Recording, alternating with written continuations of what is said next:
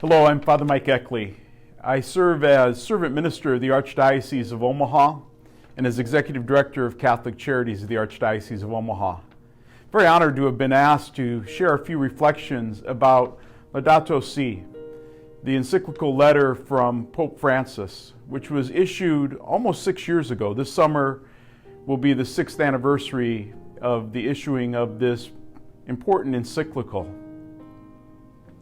It has given me an opportunity to reflect upon the document itself and to share some thoughts with you, especially in this Lenten season. When I was first asked, one of the things that came to mind to me was something that happened 29 years ago as a young priest.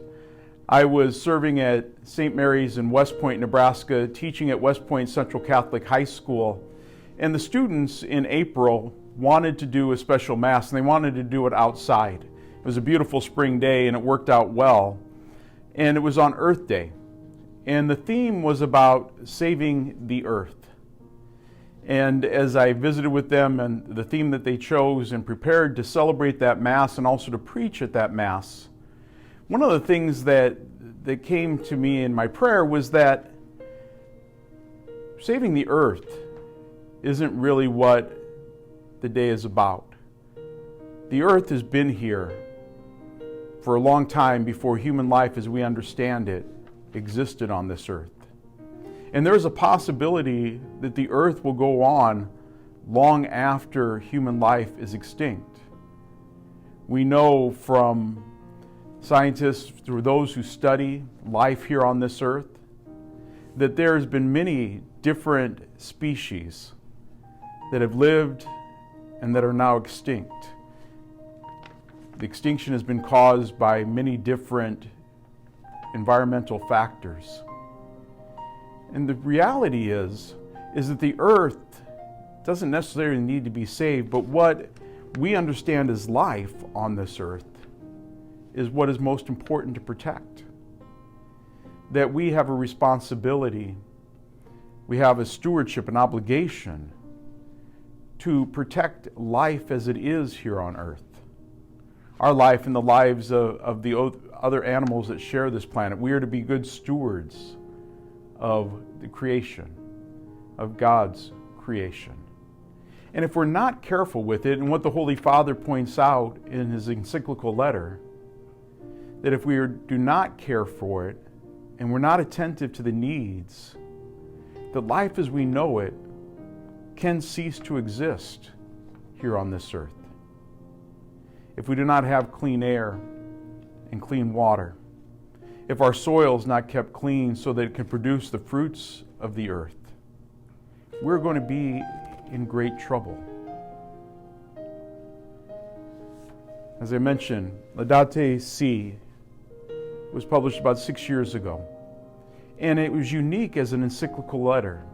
Usually an encyclical letter is addressed to the bishops, the clergy, and the faithful of the world. Encyclical means it circles the whole world, to the whole church. But Pope Francis chose to address this letter not just to the church, but to all the world.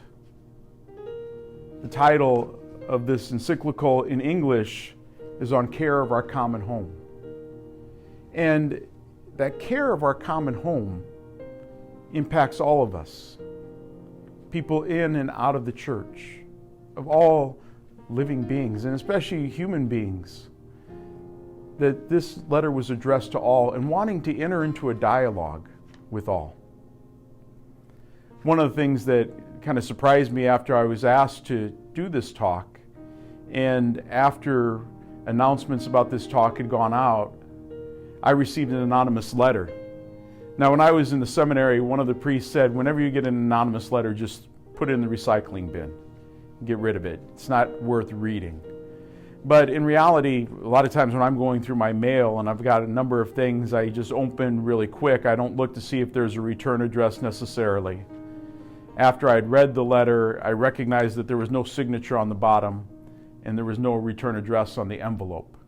But the person was saying that I shouldn't be talking about this encyclical letter. That I should probably talk about something, because it's the Lenten season, on something about the Ten Commandments or sin. But I think it's very appropriate, and it became very clear to me very appropriate as I read the document again and as I studied it, that a reflection on this important encyclical is great for Lent. Just a little over a week ago, on Ash Wednesday, many Christians were called to a 40 days of preparation for the celebration of Easter. And traditionally in Lent, we are called to 3 particular disciplines: to prayer, to fasting, and to almsgiving. And these disciplines fit very well into what I want to share with you today about Laudato Si. To begin with, all documents and all encyclical letters always have the title of the first few words. And Pope Francis chose these words that were part of a canticle of St. Francis of Assisi. Praise to you, my Lord. That is Laudato Si. But praise to you, my Lord, through our sister, Mother Earth, who sustains and governs us, who produces various fruit and colored flowers and herbs.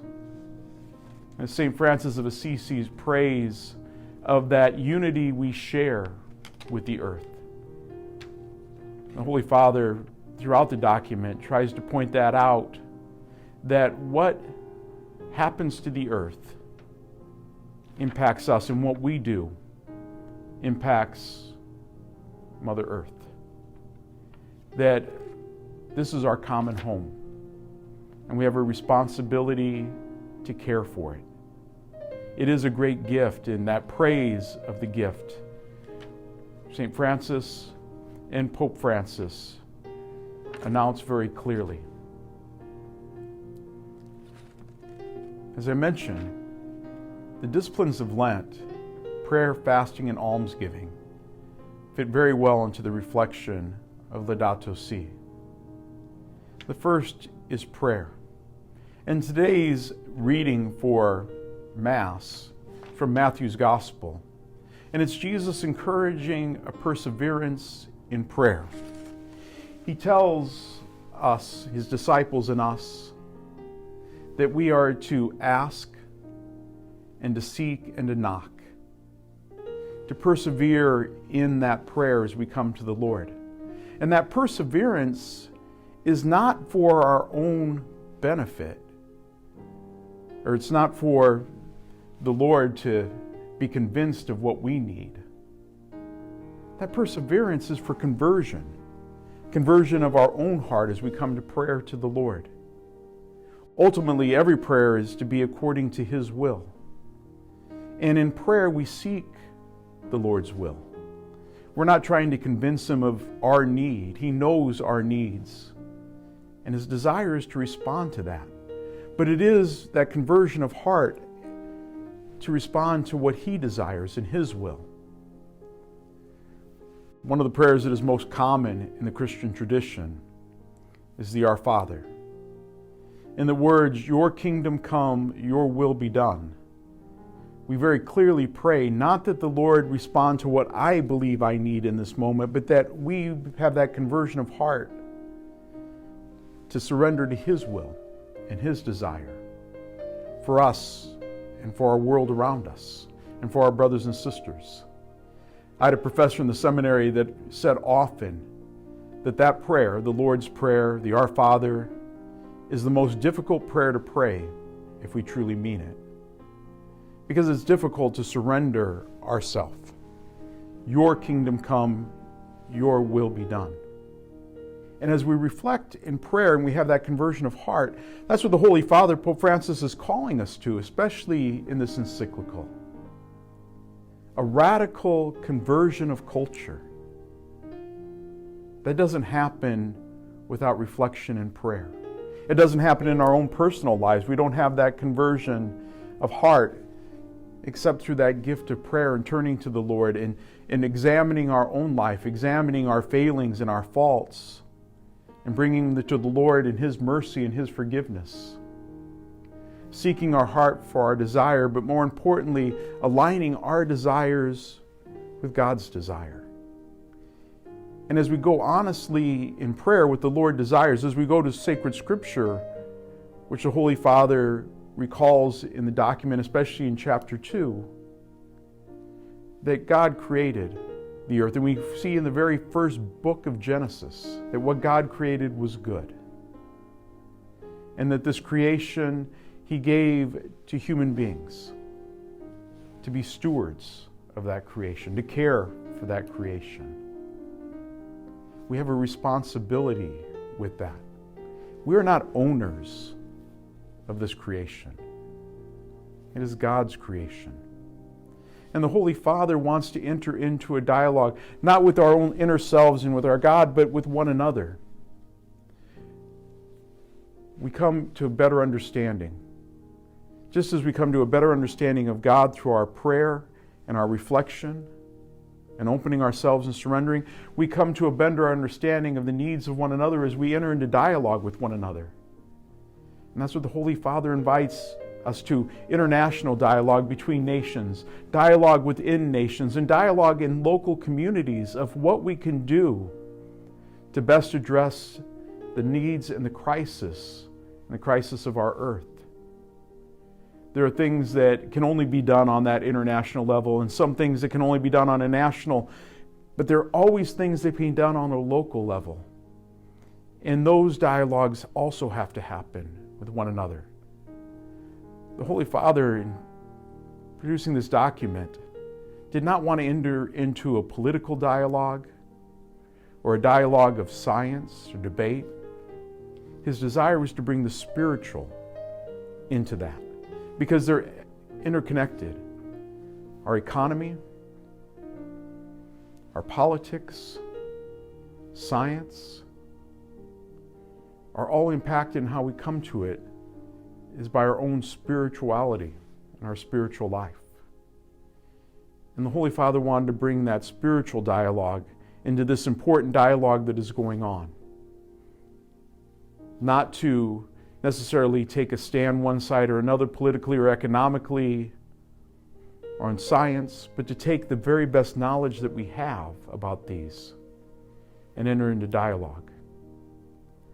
When we come to prayer, when we come honestly to prayer and humbly, we recognize there needs to be a conversion. And when we come humbly in prayer, especially with this issue, we recognize, as we look at it honestly, that there's a problem. There's a problem with Mother Earth, with our common home. And there's a need for a change in culture, a change of heart. Just in this Lenten season, we're called to conversion. On the first Sunday of Lent, the Lord speaks these words: repent and believe in the gospel, words that we may have heard on Ash Wednesday as we received ashes. It calls for that conversion of heart, to recognize honestly and to use the best of what we know in economics and science and politics to make that conversion happen. The other discipline of Lent is fasting. We're called in this holy season to live with less. And that's the Holy Father's desire in this document. We have become so focused on being consumers that we sometimes forget that we are beings. And that our happiness and our health and our well-being does not depend on what we collect, what we possess, what we have, but in our right relationship with God and our right relationship with one another.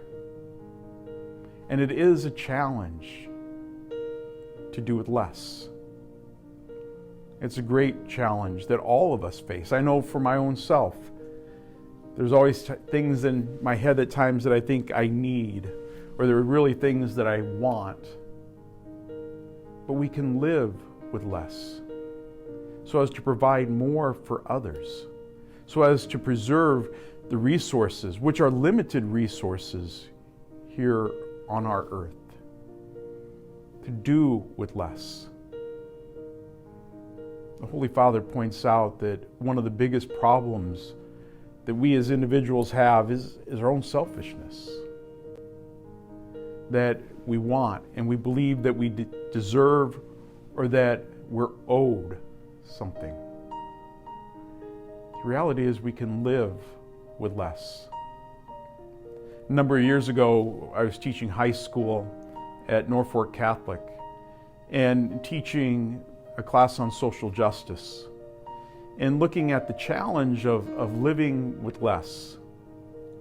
And I challenged my students to see if they could go 1 month without buying anything unnecessary. 1 month without going shopping for new clothes. Now, all of them had plenty of clothes. They had their school clothes. They had clothes that filled their closets and drawers. All of them were very open in admitting that. The challenge didn't work. Prom was coming up within that month. And the girls pointed out they needed to get new dresses and that wasn't going to work. But I invited them to consider doing it maybe another month. But there was that resistance. There's that resistance because we're told so often that we are consumers. And that's how we're treated. That's how we're treated by advertisers. That's how we're treated by companies. They want, 1 second here. Usually when I give a talk, remind people to silence their phones. But I need to take my own advice. But we are told that we are consumers, in that to have is what defines us. Holy Father challenges us to live with less. In the season of fasting, of going without, is a good discipline to practice because we recognize that we can live with less. And when we live with less, then we're using less of the resources around us that we're saving for others. The other discipline of Lent is almsgiving. It is that call and attentiveness to the needs of our brothers and sisters who do live with less. Many of them in our nation and in our world, even in our local communities, live without the safety of basic needs. And that we need to be concerned about our brothers and sisters in need. One of the things the Holy Father points out very clearly is the climate crisis that is going on right now impacts the poor much more severely than it impacts others. And one of the challenges for us is not being indifferent to that. When we don't see it every day, we can forget about it, and we can be indifferent to the needs of others. But because of the consumption that we do, it impacts the poor greatly. Natural resources in poor countries are exploited by wealthy countries. Pollution and garbage left. Even people in our own nation and communities living in less desirable places, less safe places, less clean places. We need to be attentive to the needs of our brothers and sisters. That's what this Lenten season calls us to. Almsgiving is to be concerned about those who are in need, to respond to those needs, to be attentive to those needs, and to make changes that lift them up out of that condition. Quite recently, we saw what happened in Texas. That as the cold moved in, the electrical grid went down, water pump stations were not able to pump clean water, that many went without heat and fresh water. There were a number of people who died. We also saw that those who had means were able to leave, to go to other states, go to other countries, go to where it was warm, where they could have fresh water. That's the reality that exists in our world, and it's nothing new.